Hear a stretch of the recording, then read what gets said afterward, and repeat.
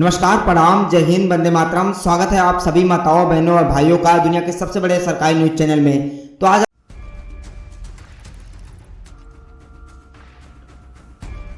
Israel और Hamas के लड़ाके एक दूसरे के खून के प्यासे दिख रहे हैं। युद्ध भीषण से और भीषण हुआ जा रहा है, जिसमें 6000 से ज्यादा लोग अब तक अपनी जान गंवा चुके हैं। सिर्फ गाजा पट्टी में ही घायलों की संख्या बढ़कर 15,000 से ज्यादा हो चुकी है, जबकि इजराइल ने भी अपने 300 से ज्यादा जवानों के शहीद होने की खबर दी है। लेकिन धरती के नर्क के नाम से चर्चित गाजा पट्टी में इजराइल इस युद्ध को किसी मोड़ तक ले जाना चाहता है। इजराइल के प्रधानमंत्री बेंजामिन नेतन्याहू ने गाजा से हमास को जड़ से खत्म करने की बात कही थी, जिसे इजराइल डिफेंस फोर्स या आईडीएफ के जवान पूरा करने में जुटे हुए हैं। इजराइल ने हमास के खात्मे के लिए एक स्पेशल फोर्स की तैनाती गाजा बॉर्डर पर की है। वहीं इजराइल ने उत्तरी गाजा में अपने ऑपरेशन को तेज करने के लिए चेतावनी भी जारी की है। इसके बावजूद लोग नॉर्थ गाजा में पहुंच रहे हैं।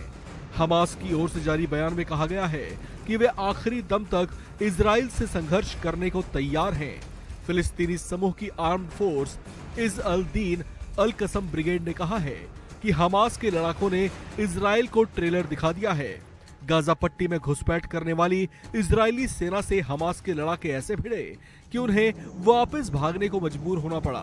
हमास ने इजराइल के 2 बुलडोजर और एक टैंक को भी नष्ट करने का दावा किया है।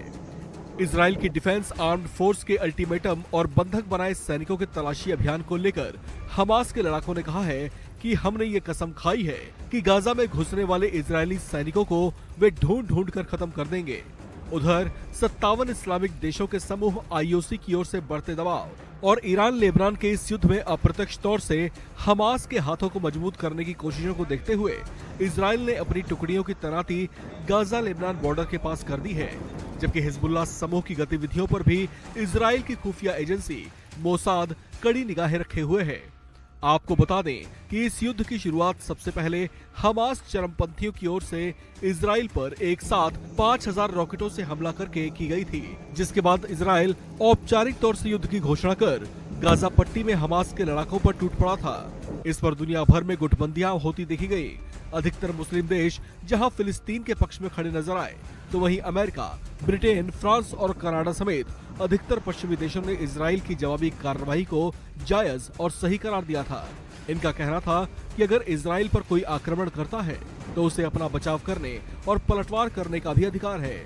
वहीं इजराइल ने हमास की ओर से युद्ध की पहल को अपनी संप्रभुता पर किया गया हमला बताया था। इस खबर में फिलहाल इतना ही। बाकी अपडेट्स के लिए आप बने रहिए वन इंडिया हिंदी के साथ।